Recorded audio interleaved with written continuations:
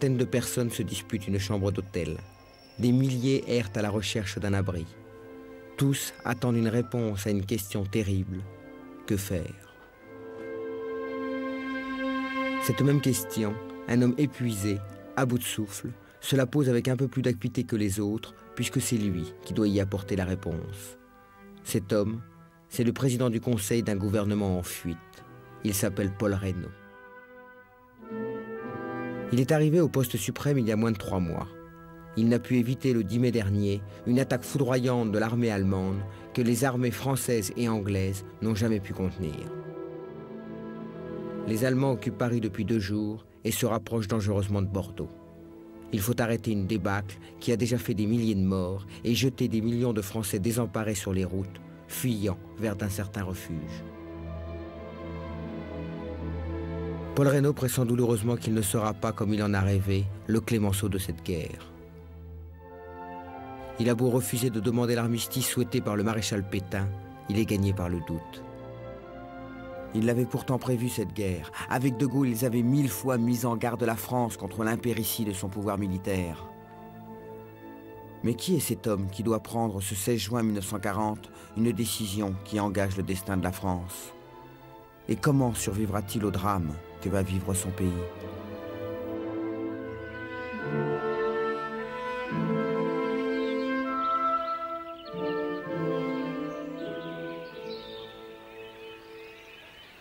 C'est à Barcelonnette, village des Basses-Alpes, qu'est né Paul Reynaud, le 15 octobre 1878, dans une famille de la bourgeoisie marchande. Son père avait rejoint en 1857 la fameuse colonie des Barcelonnettes du Mexique, d'où il était rentré fortune faite à 35 ans. Il avait alors épousé la fille d'un banquier de Barcelonnette, avec laquelle il eut 4 enfants, 2 garçons puis 2 filles. Paul Reynaud ne vécut que 5 ans à Barcelonnette avant que ses parents ne s'installent à Paris. Mais il s'y rendit toute sa vie en villégiature. La vie était très bien réglée, très peu de distractions. Et alors les séjours à Barcelonnette, pour eux, c'était le paradis. Et il en parle toujours avec émotion. Il retrouvait là la plus grande partie de ses 32 cousins germains. Alors c'était vraiment le bonheur. Il aura donc une enfance bourgeoise, relativement aisée, et qu'il accomplira avec une certaine facilité. Il fera des études moyennes. Arrivé à l'âge de choisir après son bac, son père voudrait qu'il fasse HEC pour poursuivre ses affaires au Mexique. Paul Reynaud est plus attiré vers le droit. En fait, il fait un petit peu des deux. Il sera ancien élève d'HEC et licencié en droit. Et il a une activité qui n'est pas considérable au début de sa vie. Ce sera d'ailleurs une différence énorme entre la facilité de sa jeunesse et le bureau de travail qui deviendra dans sa vieillesse. Et par exemple, à 27-28 ans, il n'est pas encore installé, il était avoué stagiaire, et il part avec un ami qui a des chagrins d'amour, et bien il part pour 1 an faire un tour du monde assez particulier pour l'époque. Ce tour du monde est le premier d'une longue série de voyages qui lui assureront une ouverture d'esprit et une connaissance de l'étranger rare parmi les hommes de sa génération.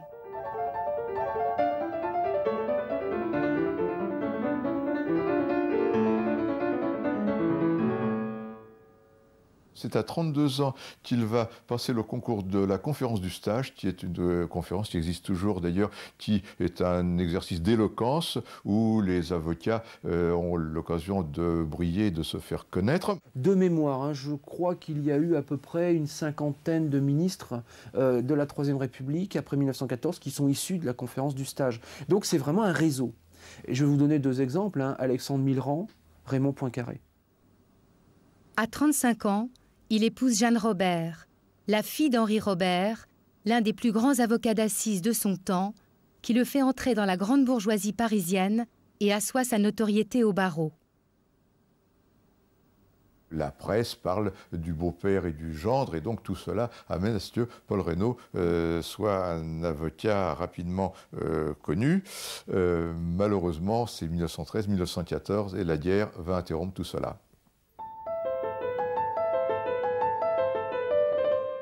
Il est appelé sur le front, mais atteint d'une pleurésie, il est rapatrié à Paris. Trop âgé pour passer dans l'aviation, il est chargé d'une mission consistant à aller récupérer des volontaires polonais et tchèques en Sibérie. À son retour, en 1919, il réussit là où il avait échoué avant-guerre. Il devient député des Basses-Alpes, sous la bannière républicaine et sociale, un des 6 groupes de la droite qui domine la fameuse Chambre bleue horizon. Il commence alors une carrière d'homme politique iconoclaste qui va durer plus de 40 ans. Il se distingue très vite grâce à ses talents d'orateur et à l'originalité de ses idées, en particulier sur le problème des réparations. Alors sa position au départ, c'est une position, je vous disais, dans sa campagne électorale très claire. L'Allemagne est vaincue, l'Allemagne doit payer. Or très rapidement, il se rend compte que l'Allemagne ne paiera pas si facilement que cela. Et il propose une solution tout à fait originale, qui est donc de faire payer l'Allemagne en nature. C'est-à-dire que l'Allemagne livrera des marchandises et surtout, Paul Reynaud ira jusqu'à proposer que les Allemands viennent réparer les dégâts qu'ils ont faits en France, qui est une position assez difficile à tenir dans la mesure où on les a vus pendant 4 ans et les populations civiles n'ont pas forcément envie de voir les Allemands revenir sur le territoire national. Il y a une autre idée qui, elle, est géostratégique, parce qu'en 1924, il indique que l'Allemagne, une fois qu'elle serait réarmée à nouveau, risquerait de commencer par détruire la Pologne pour tendre par-dessus son cadavre la main à l'armée rouge. C'est exactement ce qui se passera avec le pacte germano-soviétique de août 1939. Donc ça, c'est 1924 que c'est dit, et c'est tout à fait à l'encontre des idées reçues. Paul Reynaud n'est pas réélu en 1924 dans les Basses-Alpes, peut-être pour avoir privilégié les affaires nationales et internationales. Après l'échec du cartel des gauches, il choisit en 1926 de se présenter à Paris dans le 2e arrondissement, quartier de la Bourse composé de rentiers et de commerçants, contre le communiste Jacques Duclos. Il est battu, mais ce n'est que partie remise puisqu'il l'emporte en 1928. Il est certain qu'il en imposait. Et il n'en imposait pas par la taille, car il était petit, et il avait tendance toujours, d'ailleurs, il avait un complexe d'être petit, il avait tendance à se mettre de temps en temps sur la pointe des pieds. C'est quelqu'un qui paraît très jeune, qui est svelte, qui ne boit pas, ne fume pas, fait de la gymnastique, fait du sport, n'est pas du tout du type de ces politiciens de la Troisième République au ventre rebondi, qui participent à des banquets, qui aiment beaucoup manger et boire. Non, lui, il est très sobre, il ne s'intéresse pas beaucoup d'ailleurs aux choses de la table, il n'aime pas beaucoup sortir, sinon pour discuter, il n'y a que les idées générales qui l'intéressent. C'est un homme de débat, Paul Reynaud. C'est un homme qui n'hésite pas à interpeller le gouvernement debater, comme on dit en Angleterre. L'idée de, on peut interpeller le Premier ministre tout en partageant ses convictions. Mais l'idée de Paul Reynaud, c'est que c'est pas parce qu'on est dans la majorité qu'on doit rester muet. Et ça, c'est une position qu'il va tenir jusqu'en 1962. Au fond, il était à mi-chemin entre Waldeck-Rousseau et Poincaré. C'est là qu'on peut le situer politiquement, donc attaché aux institutions, à la forme républicaine du gouvernement. Il croit à la vertu des institutions représentatives, et également éloigné d'une tentation autoritaire, d'une république autoritaire et d'une démagogie sociale. Après son entrée à la commission des finances de l'Assemblée, il lui faut attendre 1930 pour devenir enfin ministre sous le gouvernement Tardieu. Ça, je me souviens alors de l'émotion quand il est rentré et que ma mère et moi nous attendions. Il n'était pas très tard, enfin, il était peut-être 10 heures du soir. Et il a dit « Je suis ministre des Finances ». Ça, vraiment, il était ému, et nous aussi, parce que enfin, c'était un très grand ministère. Il n'était tout de même pas, c'est vrai, inspecteur des finances. Enfin, c'était émouvant. Et il va donc entamer une carrière, là aussi, ministérielle classique, puisqu'il est élu dans le cabinet dans le cabinet Tardieu. Le cabinet Tardieu chutant, il se retrouve donc en 1931 dans le cabinet Laval, où il occupe le ministère des colonies. Ministère des colonies, ce qui lui vaudra notamment d'être le ministre des colonies au moment de la fameuse exposition internationale coloniale de 1931. Son nouveau poste lui permet de satisfaire son goût des voyages. Accompagné de sa femme et de sa fille, Paul Reynaud visite entre autres l'Indochine, où il pressent certaines fragilités de la possession française. À la même époque, la crise économique commence à gagner la France. Et c'est en 1934 que Paul Reynaud, qui n'est plus ministre, propose une solution qui va faire l'effet d'une bombe. Et donc le basculement se fait entre le mois d'avril et le mois de juin, où là, il prend position clairement, fin juin 1934, à la tribune de la Chambre, en faveur de la dévaluation. Et là, on bascule. On bascule véritablement parce que c'est une position qui est totalement contraire à l'orthodoxie française. Pour les Français, le Barclay de la valeur du franc, c'est quelque chose qui est absolument indiscutable, et celui qui propose de dévaluer est considéré comme un franc salaud, et il est traité de tous les noms par la presse, par des lettres, par des menaces de mort, et il n'apparvient absolument pas à faire passer son idée. Oh oui, alors là, c'était dramatique. Vous savez, les gens nous tournaient le dos. Quand je me suis fiancée, on disait à mon beau-père, ah, c'est pour faire une dot pour votre future belle-fille que Paul Reynaud est pour la dévaluation. Le baron de Rothschild, qui, sur la position de Paul Reynaud favorable à une dévaluation, dit « Eh bien, moi, je donnerais la moitié de ma fortune pour la faire battre ». Quand on connaît la fortune des Rothschild, ça laisse tout de même songeur. Il y a le gouverneur de la Banque de France, il dit « S'il y avait un gouvernement véritablement strict, eh bien, Paul Reynaud devrait être arrêté ce soir, être mis en prison ». C'est pas n'importe qui, ça, ce sont des personnalités importantes. Ça paraît vraiment une idée absolument folle, et il n'y a en fait que Paul Claudel qui le défend. Mais enfin, Paul Claudel est ambassadeur de France à Bruxelles, il a vu que la Belgique a dévalué et que cela s'est bien passé, mais son impact sur la politique française est des plus négligeables. Il n'a pas fait de concertation avec son parti, l'Alliance démocratique. Et c'est d'autant plus surprenant que finalement, celui contre qui il va avoir à se battre dans un premier temps, c'est Pierre-Étienne Flandin. C'est-à-dire qu'il est dans une position tout à fait surprenante où, membre de l'Alliance démocratique, il s'attaque à l'orthodoxie financière qui est représentée par le chef du gouvernement, qui est en même temps le chef de son parti. Il y a chez lui une certaine lucidité qui lui fait anticiper sur l'évolution. Et par exemple, qu'il s'agisse de la dévaluation de la monnaie ou de la stratégie, il a des positions originales et singulières. Alors que Paul Reynaud bataille en faveur de la dévaluation, il accepte de recevoir, à la demande de sa fille Colette, un lieutenant-colonel ambitieux aux idées nouvelles qui vient de publier un livre vers l'armée de métier. Cet homme, Charles de Gaulle, le convainc que la France ne doit pas se contenter d'une stratégie défensive incarnée par la ligne Maginot. De Gaulle s'intéresse depuis très longtemps, évidemment, de par sa carrière aux questions stratégiques, et il a donc cette idée de mettre en place un corps cuirassé dont le but serait de doter l'armée française d'un outil performant, moderne, et qui serait donc l'avant-garde finalement de l'armée française. De Gaulle a besoin de caution, et dans tous les milieux. Alors Reynaud n'est pas le seul d'ailleurs auquel de Gaulle s'adresse. À gauche, ça peut paraître bizarre de dire ça parce que l'intéressé a ensuite fait un parcours assez curieux. À gauche, de Gaulle s'adresse à Marcel Déat, qui joue à l'époque un rôle très important, qui a été ministre de l'Air. Et il s'adresse également à Léon Blum, qui a une certaine prévention contre les idées de Gaulle, dans la mesure où de Gaulle soutient l'idée d'une armée de métier, ce qui est contraire évidemment à la tradition de gauche. Et il n'y a aucun doute finalement que c'est Paul Reynaud qui va, semble-t-il, le mieux comprendre les idées de Gaulle et les défendre avec le plus d'efficacité. Finalement, les choses vont aboutir puisque en mars 1935, il dépose donc, en tant que député un projet de loi proposant en fait tout simplement la création d'un corps cuirassé pour l'armée française.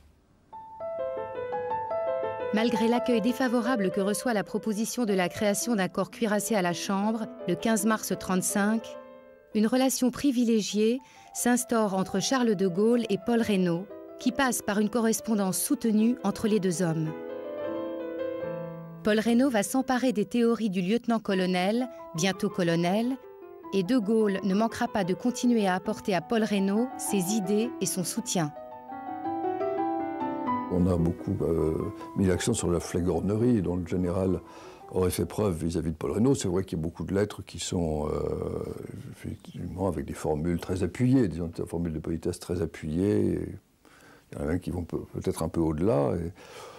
Mais c'est un type de comportement que l'on voit, qui à mon avis est universel. Les gens qui veulent vraiment faire aboutir leurs idées emploient tous les moyens. En 1936, face au raz-de-marée du Front populaire, Paul Reynaud est réélu député du 2e arrondissement de justesse à 27 voix près. En outre, cet indépendant aux positions peu orthodoxes se retrouve leader de la droite. Il considère l'opposition au gouvernement Blum comme une mission de service public dans le contexte international de l'époque. Paul Reynaud a toujours beaucoup de respect, de considération pour l'homme Léon Blum, même si le critique sa politique, en particulier sa politique économique et financière. En revanche, sur le plan social, les mesures des accords Matignon, en particulier les congés payés qui sont édictés en juin 1936, ne rencontrent pas l'hostilité de Paul Reynaud, qui s'abstient au Parlement, assez isolé à droite dans ce sens, parce qu'il estime effectivement qu'il y avait des mesures sociales qui étaient à prendre, et il ne reproche pas à Blum de les avoir prises. En revanche, il est hostile aux 40 heures. Pourquoi? Non pas pour une raison sociale, mais parce qu'il voit à quel point les Allemands travaillent sous la férule de Hitler, travaillent 45, 50, 55 heures par semaine. Il réarme à tour de bras et il voit le retard croissant pris par la France, et donc il souhaite que la France travaille davantage et que les 40 heures soient remises en cause. Il n'a de cesse que de dénoncer le danger hitlérien. Et donc il multiplie les conférences en France, à l'étranger, un peu partout dans le monde pour interpeller les opinions publiques, et il appelle de plus en plus à un gouvernement d'unanimité nationale. L'idée étant de dire on peut rassembler dans un gouvernement des gens de gauche, du centre et de droite, à condition qu'évidemment ils partagent le même sentiment sur ce que doit faire la France. Donc ça c'est la période 36-38, hein, et donc qui va le mener après quand même des échecs, hein, puisqu'il était pressenti déjà en 1937 dans un gouvernement Blum où il aurait été ministre. Il arrive enfin dans un gouvernement qui n'est plus dirigé par Léon Blum, mais par Édouard Daladier, qui depuis 1936 est ministre de la Défense nationale. Malheureusement, Daladier ne lui confie pas le poste des finances, c'est un poste stratégique. Donc il a le poste de la justice.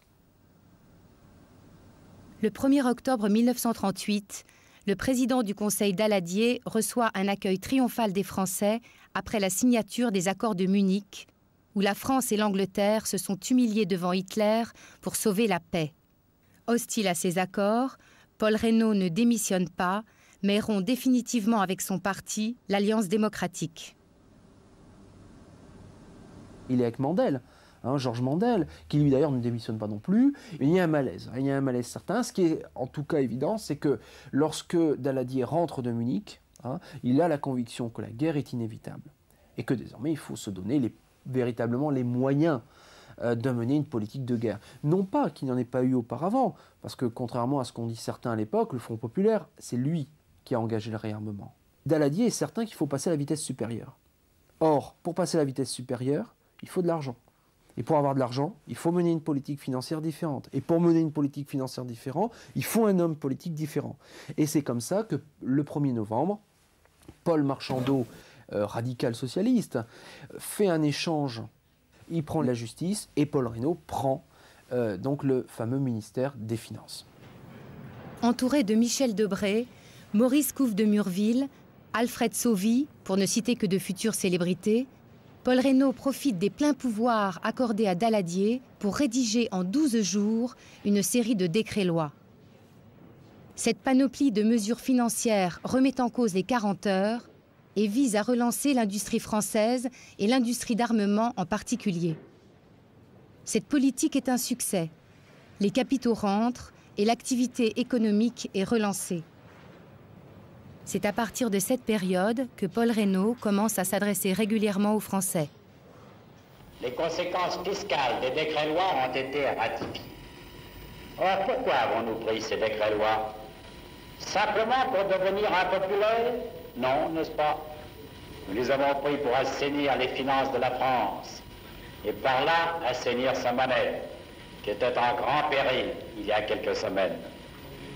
grâce aux mesures sévères que nous avons prises, l'inflation monétaire, qui est l'ennemi de toutes les classes de la nation, sera écartée. Maintenant, la France va repartir. Tout le monde reprend courage depuis qu'on voit la lumière au fond du tunnel. 1939 sera l'année du redressement de la France. Cela dit, ça n'a pas été facile. D'une part, l'opinion était très partagée, plutôt hostile. La gauche a essayé de le renverser. Il s'en est fallu de 7 voix qui soient renversées. Et surtout, la CGT, syndicat extrêmement dominant à l'époque, a décidé une grève générale le 30 novembre 1938, soutenue par la SFIO, qui était puissante. C'est tout de même la SFIO du Front populaire de 2 ans avant qui avait la représentation dominante à la Chambre. Et donc, c'était une grève qui s'est voulue dure, mais Paul Reynaud a obtenu de Daladier, président du Conseil, que tous les fonctionnaires soient réquisitionnés. Avec une menace de licenciement, ce qui fait que la grève a été assez peu suivie, quelque peu dans l'éducation nationale, mais pas beaucoup. Et tous les fonctionnaires qui ont fait grève ont été révoqués immédiatement. Et chez Renault, par exemple, qui avait été assez en pointe en ce qui concerne la grève, tous les salariés qui avaient fait grève ont été licenciés. Et ainsi, il n'y a plus de grève jusqu'à la guerre. Ce sont des méthodes qui apparaissent absolument inapplicables aujourd'hui, mais qui, à l'époque, ont été appliquées, ont été efficaces. Et c'est Paul Reynaud qui a fait preuve de la plus grande netteté, tout en n'étant pas par ailleurs antisocial, comme on l'a vu en ce qui concerne les mesures prises en juin 1936. Mais là, il considérait que c'était la guerre qui était devant nous, qu'il fallait agir avec fermeté et que tout devait s'effacer par rapport à cette nécessité. Paul Reynaud apparaît de plus en plus comme l'homme qui pourrait éventuellement être un jour en situation de guerre. C'est-à-dire qu'il apparaît, et je dirais qu'il fait tout aussi, par les déclarations qu'il peut faire, comme l'homme qui, aux côtés de Daladier, assure cette politique. Et donc, il va apparaître de plus en plus comme l'homme de la fermeté, comme l'homme véritablement de la résistance contre Hitler.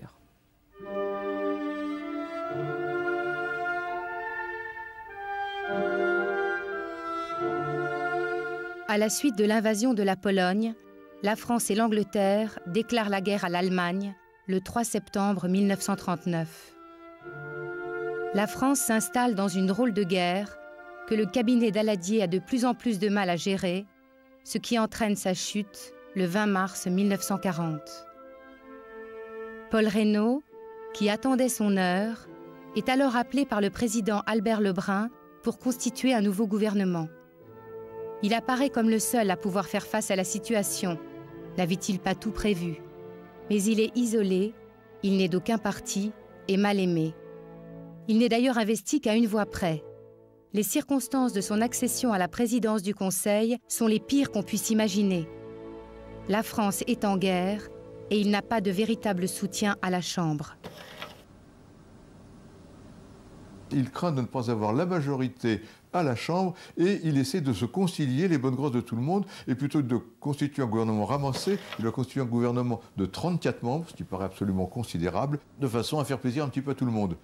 Mais tout en constituant ce gouvernement, il ne parvient pas à obtenir le ministère de la guerre parce que le parti radical dominant veut le laisser à Daladier et il se présente donc en ayant en fait, en dépit du nombre de gens qu'il a nommés ministres, créé plus d'insatisfaction que de satisfaction. Et l'investiture se passe très mal. On a l'impression que c'est un autre Paul Reynaud qui apparaît ce jour-là. C'est-à-dire, par exemple, il lit une déclaration très courte, alors qu'il est l'homme du talent oratoire, l'homme qui faisait des grandes déclarations. Là, c'est très court, le texte n'est pas véritablement bien apprécié, manque d'objectifs. C'est De Gaulle qui a écrit le texte, mais visiblement, il le lit sans chaleur. Au Sénat, c'est pas mieux accueilli. Donc les choses se passent plutôt mal pour lui. Ça commence en effet mal. Un conseil suprême entre la France et l'Angleterre a lieu le 28 mars. Il aboutit à un accord entre les deux pays, interdisant à chacun de signer séparément tout armistice ou accord de paix. Par ailleurs, les Français et les Anglais décident d'aller à Narvik, couper l'approvisionnement en fer norvégien des Allemands. On a toujours reproché à Paul Reynaud d'avoir dit la route du fer est coupée. Eh bien, au même moment où Paul Reynaud disait la route du fer est coupée, Churchill à la tribune de la Chambre des communes à Londres, disait ce foutu corridor est fermé pour toujours. C'était la même chose. On ne l'a pas retenu au début de Churchill alors qu'on l'a retenu pour Paul Reynaud. Comme beaucoup de Français, il m'était resté dans la mémoire surtout ce qu'on lui avait reproché, c'est-à-dire dire que nous vaincrons parce que nous sommes les plus forts. Et ça, 3 mois avant la défaite. Et je lui ai dit d'ailleurs, un jour, alors un peu après mon arrivée, je lui ai dit, mais comment avez-vous pu dire ça, Monsieur le Président? Écoutez, quand vous êtes Premier ministre, il m'a répondu, est-ce que vous allez dire aux gens, tout est foutu, il faut foutre le camp? Non. Bon, alors qu'est-ce que vous vouliez que je dise d'autre, hein? Le mois d'avril va s'écouler selon des non-décisions. On s'aperçoit très nettement que la position de Reynaud est largement restreinte par rapport aux positions prises par le Premier ministre britannique. Et en gros, il y a un seul homme qui va faire bouger la situation, c'est Adolf Hitler, à partir du moment où il décide l'invasion de la France le 10 mai.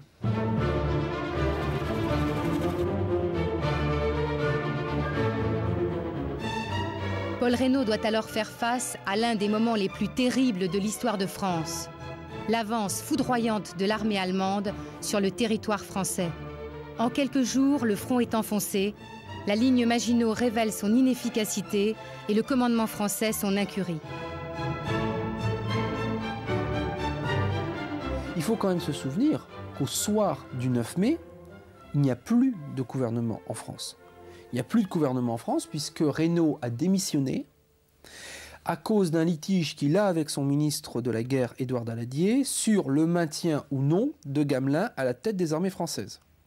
Ce qui est amusant, enfin ce qui est curieux de voir d'ailleurs, c'est que ce même 10 mai, alors que la démission de Paul Reynaud est annulée, la démission de Chamberlain à Londres, en revanche, elle est actée et que c'est ce jour-là que Churchill va devenir Premier ministre. Donc à Paris, on garde les mêmes, à Londres, on change tout. Tout va s'accélérer évidemment parce que là, Reynaud va devoir montrer ce qu'il sait faire, entre guillemets. C'est-à-dire que là, il va falloir combattre. Face à cette situation, Paul Reynaud procède le 18 mai à un remaniement ministériel. Il appelle Pétain, qui devient vice-président du Conseil, et lui-même prend enfin la direction du ministère de la Guerre à la place de Daladier. Et le général Gamelin est remplacé par le général Weygand à la tête des armées. Le Pétain de mai 1940 n'est pas tout à fait le Pétain de l'après-juin 40.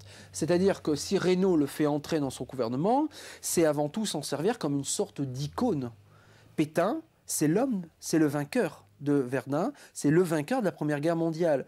Donc c'est plus, me semble-t-il, une sorte de talisman que brandit Reynaud pour, entre guillemets, incarner les mânes de la victoire de la Première Guerre mondiale. Et c'est pas un hasard s'il va chercher Weygand, qui lui-même était un proche de Foch. Hein, donc il y a une volonté finalement de raccorder dans un passé glorieux le présent qui l'est nettement moins.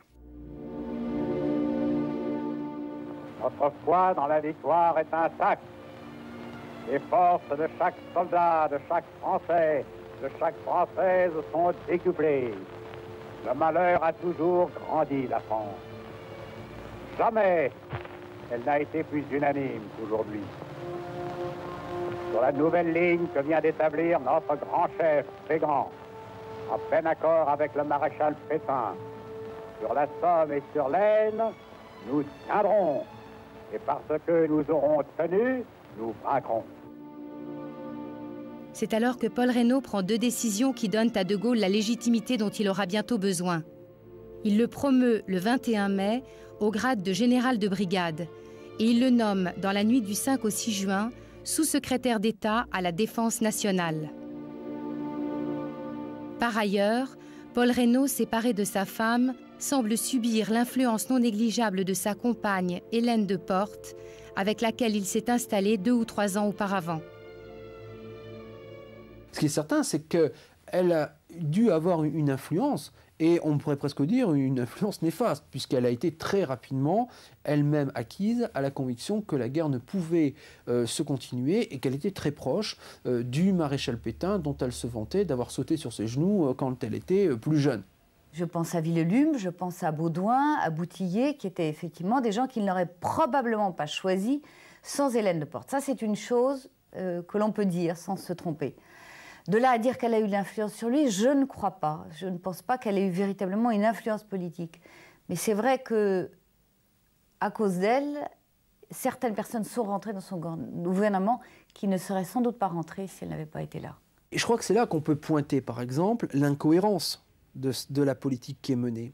On a, dans le même gouvernement, à des postes importants, deux personnalités totalement contradictoires. On a d'une part Paul Baudouin, dont on sait depuis le 25 mai que sa conviction est que la France devra s'accommoder très rapidement d'un accord avec l'Allemagne. Bon. Et juste à côté, on a un nouveau promu qui s'appelle Charles de Gaulle et qui lui est à la Défense nationale. Donc on a l'impression finalement que Reynaud continue à essayer de faire vivre au sein de son cabinet les contraires. Et le problème du grand écart, c'est qu'à un moment, on finit par tomber. Les Allemands se rapprochant dangereusement de la capitale, le gouvernement français est contraint de quitter Paris le 10 juin. Comme des millions de Français sur les routes de l'Exode, ils fuient. Mais pour aller où? On hésite entre le réduit breton cher à De Gaulle et le sud avec la possibilité de repli vers l'Afrique du Nord. C'est en Touraine qu'ont lieu pendant quelques jours les conseils des ministres et le dernier conseil suprême avec les Anglais. Les divergences s'accentuent entre ceux qui sont favorables à la poursuite de la guerre et ceux avec Weygand qui commencent à afficher leur choix en faveur d'un armistice. À Tours, le 13 juin, Paul Reynaud fait part de ses doutes à un Churchill troublé. Pétain, le soir même, déclare à son tour que l'armistice est nécessaire car l'armée est au bord de la panique. Le 14 juin, alors que les Allemands s'emparent d'un Paris quasi désert, c'est un Paul Reynaud bien mal en point qui arrive dans un Bordeaux en proie au plus grand désordre. Bordeaux était devenue une capitale, capitale du désarroi. La ville grouillait de parlementaires, de fonctionnaires, de journalistes surmenés, de réfugiés hagards, d'affairistes avides, de fuyards terrifiés. Plus de chambres dans les hôtels, plus de tables dans les restaurants. Les édifices publics sont tous réquisitionnés par les ministères. Les Bordelais eux-mêmes voyaient leurs maisons envahies par les Parisiens. Dans ce bouillon de culture, toutes les nouvelles circulent, même les plus folles. Toutes les passions s'exaltent ou se masquent, toutes les intrigues virulent. Que faut-il faire? Où faut-il aller? Tout le monde a peur.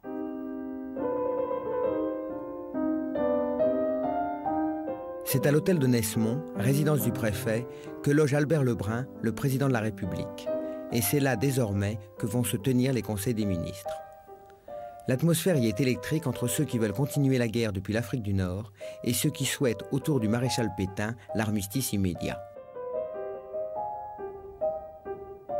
Le dimanche 16 juin 1940, à la suite d'un premier conseil qui ne donne rien de concret, Reynaud redemande à Weygand de décréter la capitulation militaire. Celui-ci refuse car il ne veut pas que l'armée porte seule la responsabilité et donc le déshonneur de la défaite.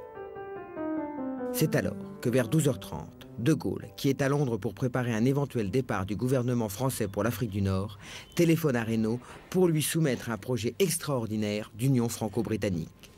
Paul Reynaud lui répond que chaque minute compte et qu'il attend avec impatience le texte de cette proposition. À 16h30, De Gaulle rappelle pour lui dicter un traité d'union franco-britannique qui propose qu'il n'y ait plus qu'un seul commandement, qu'un seul parlement, que chaque citoyen français soit également sujet britannique, chaque sujet britannique également citoyen français. Bref, que la France et la Grande-Bretagne ne forment plus qu'une seule nation. Paul Reynaud, enthousiaste, déclare qu'il est prêt à mourir pour cette idée. À 17h, dans la salle dorée dite salle des batailles, se tient le deuxième conseil des ministres de la journée. Paul Reynaud s'y rend plein d'espoir, mais il doit déchanter très vite, car l'accueil de son gouvernement à la proposition anglaise est glacial. Même ceux qui le soutiennent comme Mandel restent de marbre. La peur de devenir un vassal de l'Angleterre, une vieille anglophobie exacerbée ces dernières semaines, explique cette méfiance immédiate. Et puis, le sujet de l'heure, n'est-il pas plutôt armistice ou capitulation ? Départ ou non pour l'Afrique du Nord? Le débat tourne au pugilat, les invectives pleuvent. Mandel accuse certains de ne pas vouloir se battre. Chotan se déclare aussi patriote que lui. Paul Reynaud, accablé, suspend la séance et, jugeant sa position intenable, choisit de démissionner. Le président Albert Lebrun, désemparé, demande alors au maréchal Pétain de constituer un nouveau gouvernement. Il avait fait 2 colonnes, ceux qui étaient pour, ceux qui étaient contre. Bon, et il serait arrivé à l'idée selon laquelle, finalement, il n'avait plus la majorité. Mais c'est un sentiment, premièrement. C'est un sentiment qu'il a. Bon. Deuxièmement, pas mal de ministres étaient persuadés qu'il y aurait un nouveau Conseil des ministres le soir même, mais que Breynaud reviendrait. Or, il ne revient pas. Et c'est tellement surprenant pour certains que des ministres, parmi lesquels des socialistes notamment, qui voulaient continuer la guerre, sont revenus sur place. Et c'est là qu'ils ont appris, donc indirectement, que Reynaud avait démissionné. Les 12 coups de minuit ne sont pas encore sonnés que le maréchal Pétain a pris ses dispositions pour connaître les conditions de l'armistice. Entre-temps, le général de Gaulle a atterri en fin de soirée à l'aéroport de Mérignac, près de Bordeaux. C'est là qu'il apprend qu'il n'est plus sous-secrétaire d'État à la Défense. J'allais voir M. Paul Reynaud. Je le trouvais sans illusion sur ce que devait entraîner l'avènement du maréchal, et d'autre part comme soulagé d'un fardeau insupportable. Il me donna l'impression d'un homme arrivé à la limite de l'espérance. C'était un spectacle tragique qu'offrait cette grande valeur, injustement broyée par des événements excessifs. Je trouve que il ne s'est pas déshonoré en circonstance. Alors, est-ce qu'il a eu raison de démissionner le 16 juin? Mais là, il se conforme, il applique strictement la coutume républicaine. Et il ne trouve aucun appui du côté du président de la République, par ailleurs, qui aurait pu lui dire « je vous maintiens », et qui n'a rien de plus pressé que de le remplacer. Si c'était maintenu, il n'aurait probablement trouvé l'appui que d'une minorité de son cabinet, et on l'aurait accusé de vouloir faire un coup d'État politique. Non, je crois que c'était joué, et qu'à partir du 13 mai 40, c'est perdu. Le 17 juin, Paul Reynaud remet 100 000 francs à De Gaulle prélevés sur les fonds secrets pour l'aider à poursuivre la lutte depuis l'Angleterre. L'ex-président du Conseil passe les jours suivants dans l'attente et la perplexité. Finalement, après la signature de l'armistice le 24 juin, il quitte Bordeaux pour le sud de la France. C'est alors qu'au volant de sa Juve A4, il a un accident qui coûte la vie à sa compagne Hélène de Portes. Paul Reynaud lui-même, donc il était au volant de la voiture, est gravement blessé, va être soigné dans une clinique à Montpellier, et c'est de cette clinique de Montpellier qu'il apprend que 2 de ses collaborateurs, Leca et Deveau, se sont fait arrêter à Madrid, donc en Espagne, avec en leur possession de l'argent, des papiers du ministère des Affaires étrangères, etc. Moi, je crois que ce qu'il faut en retenir, c'est que ça va être l'occasion pour le gouvernement de Vichy de mener une campagne de diffamation envers Paul Reynaud, puisque l'idée du gouvernement, c'est qu'éventuellement Paul Reynaud avait envoyé ses collaborateurs pour s'enfuir avec, dans ses valises, de l'argent appartenant à l'État français. Et finalement, il décide, le 9 juillet, d'aller à Vichy, où le gouvernement a convoqué donc, les parlementaires, députés et sénateurs pour une réforme constitutionnelle. Il se décide donc d'arriver à Vichy pour s'expliquer. Après s'être expliqué sur l'affaire Leca-Deveau, Paul Reynaud s'abstient d'aller voter le 10 juillet pour ou contre les pleins pouvoirs à Pétain. Il retrouve alors sa maison de villégiature de Barcelonnette, où il est arrêté le 6 septembre 1940 par la police de Pétain. Il est considéré comme individu dangereux pour la défense nationale ou la sécurité publique, décret qui avait été voté contre les communistes après le pacte germano-soviétique. En France, il connaît plusieurs lieux d'incarcération avant de se retrouver pendant 1 an au fort du Portalet dans les Pyrénées.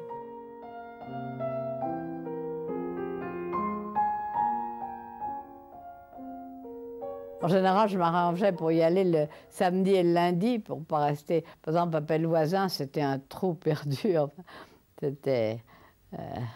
On ne pouvait vraiment rien faire. Et on essayait de lui atténuer ce séjour. Puis alors, on avait toujours peur que les Allemands les prennent, et c'est ce qui est arrivé, malheureusement. En novembre 1942, après l'occupation de la zone sud, le gouvernement de Vichy livre aux Allemands Paul Reynaud et Georges Mandel, lequel sera exécuté par la milice en 1944. Il sera conduit en Allemagne, il sera d'abord au secret en Allemagne pendant plusieurs mois, avant d'avoir un régime plus favorable au château d'Iter en Autriche, où, ironie du sort, il retrouvera plusieurs hommes politiques et militaires importants, par exemple Daladier, avec lequel il était en très mauvais termes, et Weygand surtout, qui, après avoir été favorable à l'armistice, s'était petit à petit détaché de l'Allemagne, était devenu opposant au régime hitlérien, et qui a été à son tour arrêté, qui se retrouve à Iter. Quand Paul Reynaud est livré aux Allemands, sa secrétaire, Christiane Mabir, qui venait lui rendre visite en même temps que sa fille, est à son tour arrêtée. Incarcérée à Fresnes, puis à Ravensbrück où elle est mise au secret pendant près de 8 mois, elle rejoint finalement Paul Reynaud à Iter, fin 1943. Elle deviendra sa femme après la guerre. Ce qui est très émouvant d'ailleurs, c'est que dans ces carnets de prison que j'ai retrouvés et que j'ai publiés, il y a collé sur chaque page, tous les jours, des articles de Gringoire et autres journaux, qui étaient donc particulièrement virulents à son égard. Il avait collé ces petits morceaux de journaux qui sont d'une extrême violence. Et il ne pouvait pas se défendre. Alors il se défendait en écrivant. Mais je pense que ça a été très très dur pour lui. Cette expérience de la diffamation contre laquelle on ne peut rien. Les pouvoirs publics allemands pensaient pouvoir éventuellement les utiliser comme otages, c'était le cas de Léon Blum d'ailleurs à Buchenwald. Les SS menaçaient de les assassiner, ils ont été sauvés par l'intervention de l'armée américaine dans les premiers jours de mai 1945. De Gaulle, chef du gouvernement provisoire depuis près d'1 an, envoie un avion chargé de ramener Paul Reynaud en France. Mais les deux hommes ne se reverront que brièvement en juillet 1945, bien que Paul Reynaud soit décidé à reprendre une carrière politique. Isolé, diffamé, bâillonné pendant 5 ans, il est vital pour lui de s'expliquer. Donc quand Paul Reynaud entre en France, au lendemain du 8 mai 1945, il est l'homme de la Troisième République. Et puis, il est aussi cet homme de droite, finalement, alors qu'on est dans ce que je pourrais appeler la droite année zéro. Donc, il faut qu'il puisse reconquérir une légitimité politique. Or, la conjoncture ne lui est pas favorable. Bien. Elle l'est d'autant moins que, désormais, ce sont les communistes et les socialistes qui mènent le jeu politique, et que pour, en particulier, les communistes, Reynaud-Pétain, même combat.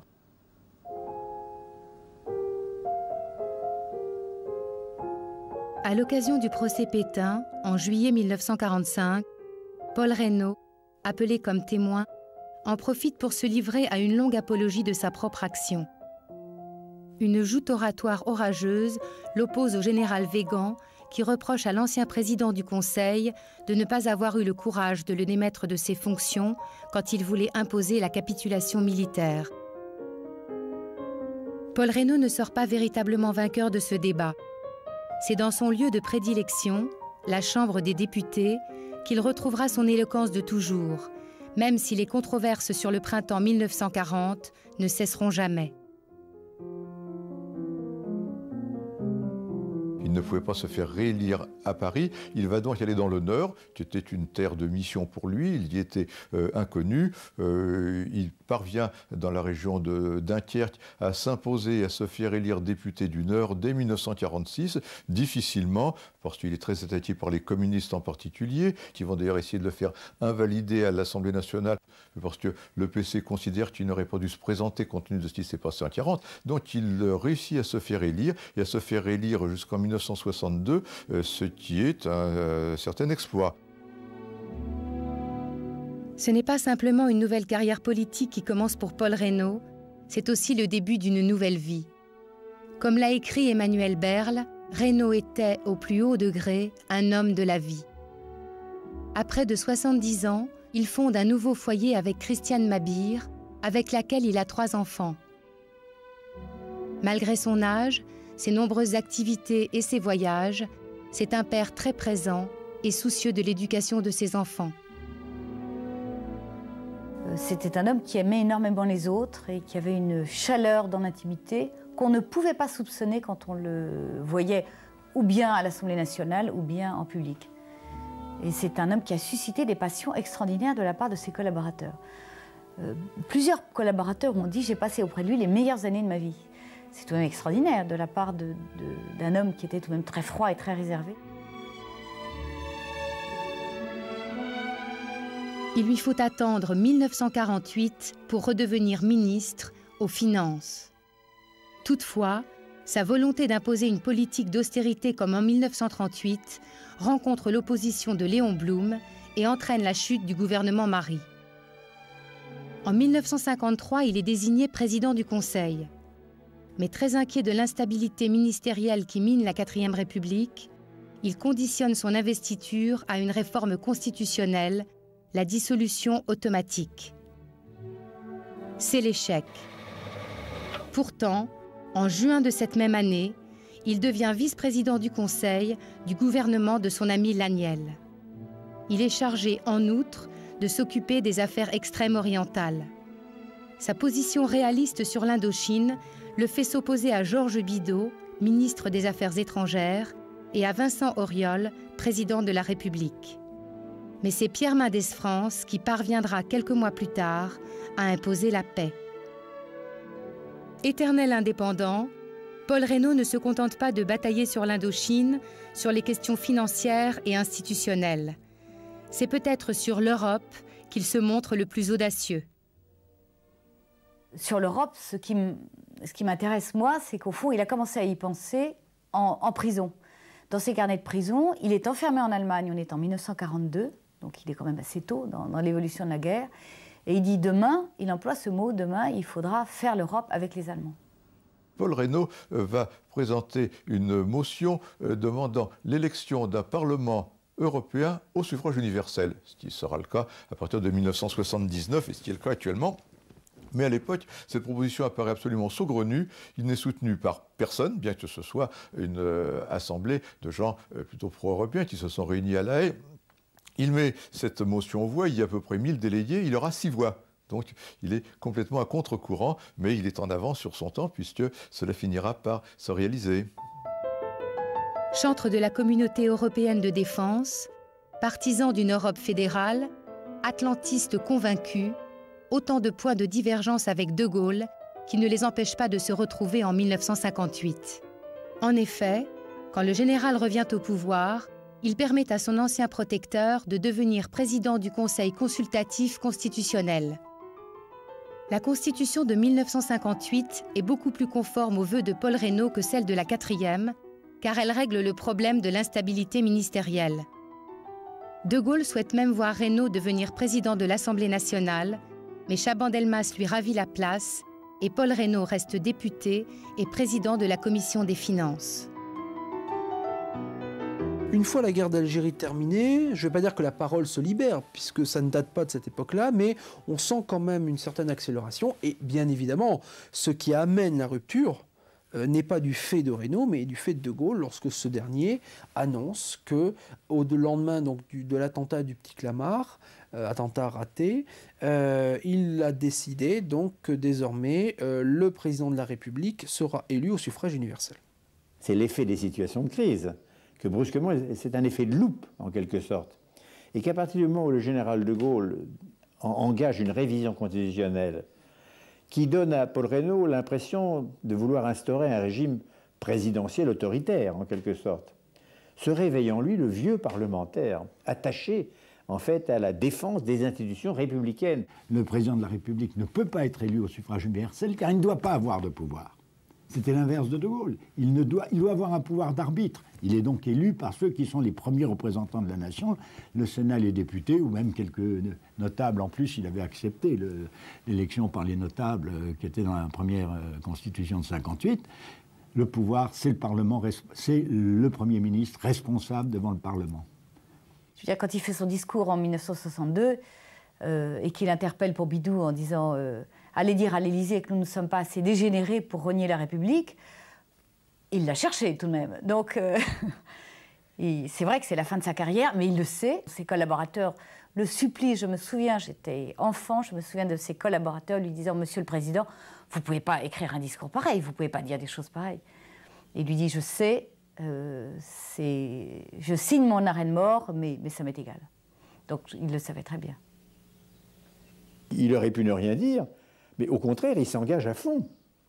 Puisque dans le débat parlementaire qui s'engage sur la motion de censure contre le gouvernement Pompidou, c'est lui qui, en fait, porte l'estocade.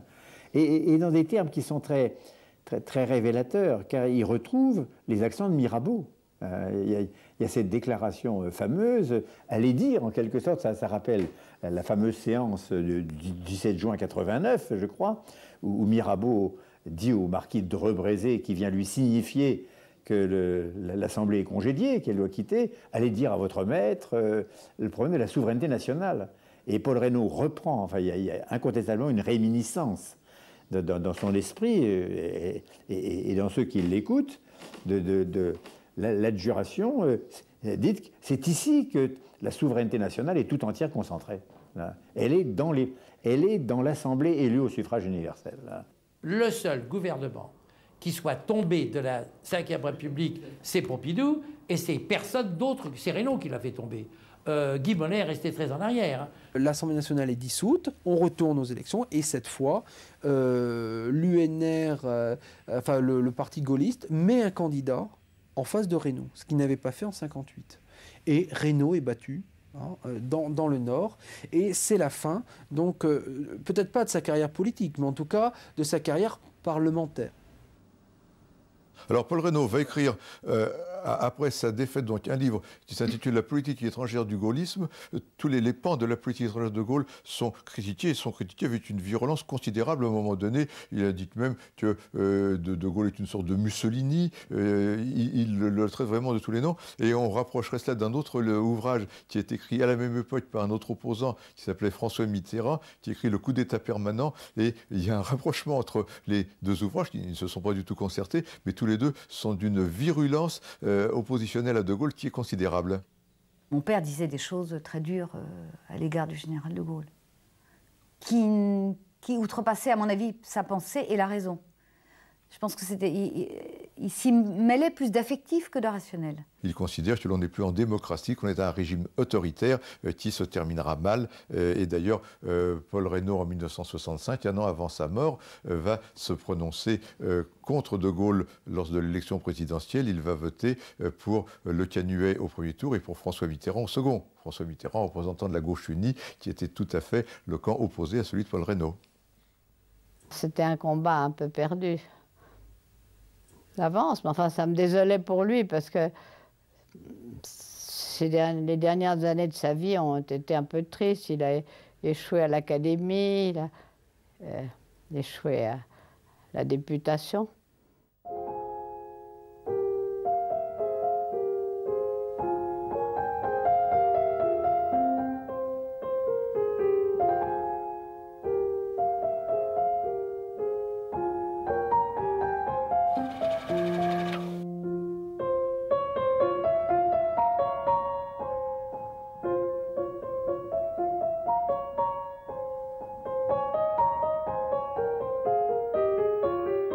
Quand Paul Reynaud disparaîtra en 1966, le général non seulement n'assistera pas à ses obsèques, mais interdira à ses ministres d'assister à la cérémonie.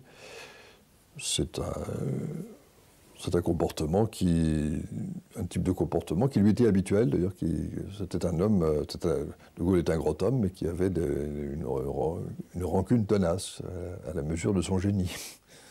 Il y a un peu de mesquinerie. C'est dommage, c'est ces deux hommes qui ont partagé tant de soucis, de préoccupations, qu'ils n'arrivent pas à surmonter que la dernière rupture est irréversible, en quelque sorte. Ils campent sur leur position et prisonniers, en quelque sorte, de leur fidélité respective à des systèmes de pensée différents. Une place Paul Reynaud qui ressemble à un parking à Barcelonnette. Une autre très à l'écart dans le 16e arrondissement de Paris. le plus intelligent des hommes politiques de l'entre-deux-guerres selon Raymond Aron, semble bien oublié aujourd'hui. Il a été élu sous 3 républiques successives, il a eu à prendre des décisions importantes à des moments décisifs. Pour autant, quand on regarde la place qui est la sienne dans l'histoire de France, elle est finalement assez restreinte. Que dit-on de Paul Reynaud dans les manuels scolaires?